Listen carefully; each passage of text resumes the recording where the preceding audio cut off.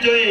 লোভাসুর তুমি যাও স্বর্গপুরে, কামাসুর তুমি যাও মর্তধামে, আর কোথাসুর তুমি যাও পাতালপুরে। স্বর্গ মর্ত রসাতলে উড়াও অসুরের ধ্বজা, বন্দি করো যমুনা চিত্রে, বন্দি করো পৃথিবীর সমস্ত রাজা, নাগরাজ বাসুককে নিক্ষেপ করো অন্ধ